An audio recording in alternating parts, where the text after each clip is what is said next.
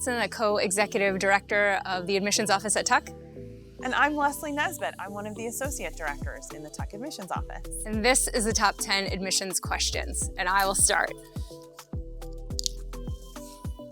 Do you need a minimum GMAT to apply to Tuck? No minimum GMAT required. You can take a look at the averages on the class profile, but any official score is acceptable when you apply. Why did Tuck change Essay 3 this year? We talked about this essay question quite a bit and decided that we wanted to open the prompt up to a wider range of answers. Our essay prompt before was somewhat specific, and we felt like we really wanted to gain further insight into people's character, and particularly into the encouraging criteria. Absolutely. Next. Who will conduct my Tuck interview? So you will have a second-year student that was hired and trained by the admissions team to conduct your interview. They will have not read your application. They will have only seen your resume, and they will lead that and then share the write-up with the admissions team. Yeah. Good job, Aim. Should I list my internships in the employment section? Now, I'll be curious if Amy wants to add any color to my answer. What I say to applicants is that if you'd like to include an internship in your employment history, it should be something that's part of your professional journey. So if you did an internship in college that was maybe a one-off, not really part of your purposeful journey, you don't need to worry about including that. But if you did a professional internship that was unpaid but was really an important part of your professional process, you should include it. Agree. Nice work, Lesley. Thanks, Aim. How many events should I attend to show I'm interested in Tuck? 0, 1, 3, 7, 5. No, that is absolutely up to you.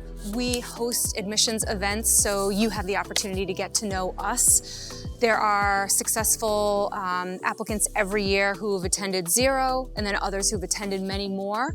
Sometimes instead of attending an event, an applicant will choose to connect with an alum or another team member at Tuck or current students. So absolutely up to you in the way that you feel is most authentic for you to get to know us.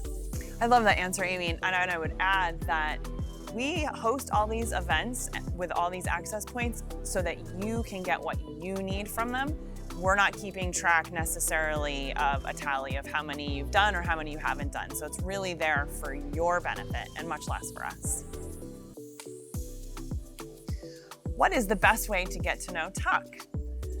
We have such a wide variety of entry points for you to get to know our Tuck community members, and they are so excited to talk to you. We have so many different entry points: coffee chats with students, information sessions with alums, research chats with faculty members, conversations with Tuck with admissions officers in the morning, in the afternoon, the evening. And we want to make sure that you get what you need from us, and we're all thrilled to talk to you. And that is to a person. You will hear over and over from Tuck community members how their application process was full of Tuck people who wanted to talk to them, and we're happy to connect.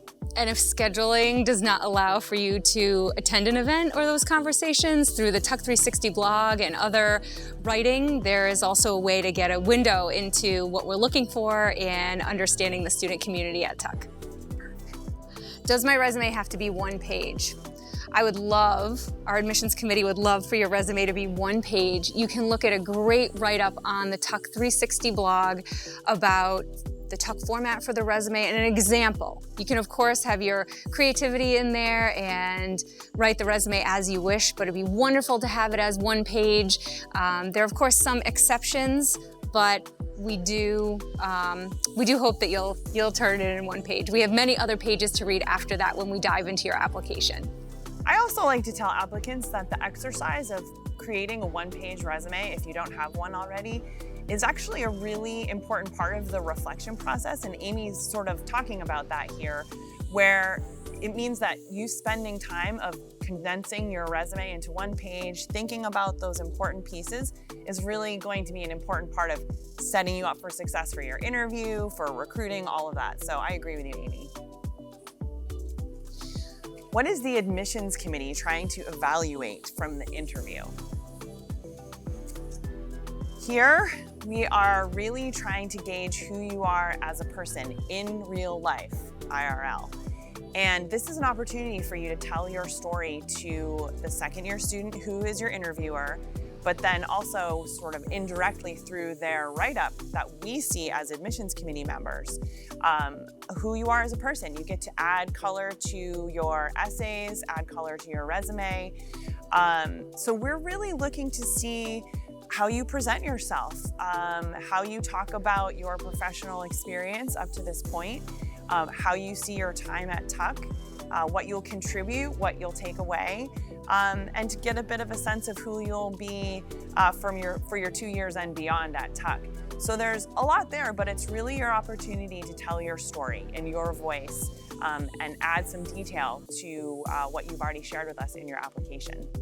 And also helps you think about evaluating us a little bit. Having that really fun, interesting conversation with the interviewer helps you get to know Tuck a little bit too. So there are lots of things that you get out of, that we get out of the interview, but that you also will get out of the interview.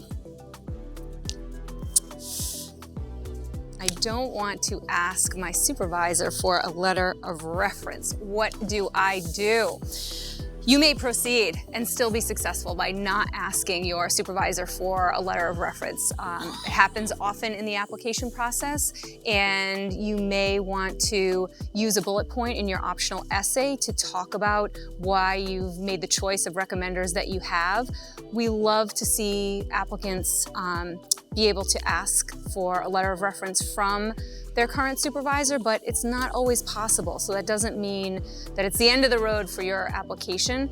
You can choose the recommenders that are best for you, and then perhaps leave us a little bullet point in the optional essay that shares some insight into why you were not able to ask your current supervisor, which is something we've definitely seen in the past.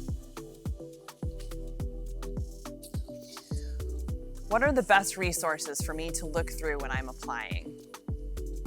Well, you've heard us talk a couple times about the Tuck 360 blog, and I think that is really one of the most valuable resources and good place to start. We have spent a lot of time as admissions officers thinking about what we do, loving what we do, and we share a lot of that wisdom and experience in that blog. So that's one of my favorite places to refer applicants to. Also our Tuck website, tuck.edu, is chock-a-block full of especially a lot of the programmatic elements that you all are thinking about. It's hard to even know where to begin with some of my favorites.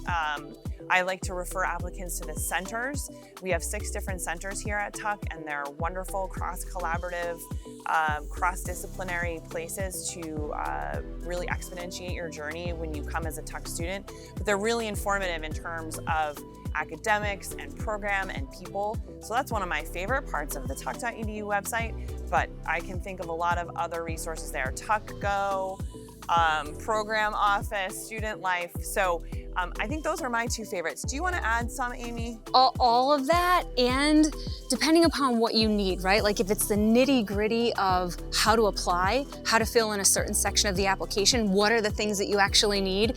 There is a great FAQ section that details much of this. There is also a Slack channel set up for applicants to Tuck, which is a great way to get rapid-fire responses sometimes when maybe you can't dig through the website enough to find that answer. But the answers are here on the website and everywhere, and we hope that these top 10 questions help answer a few that you might have had as well.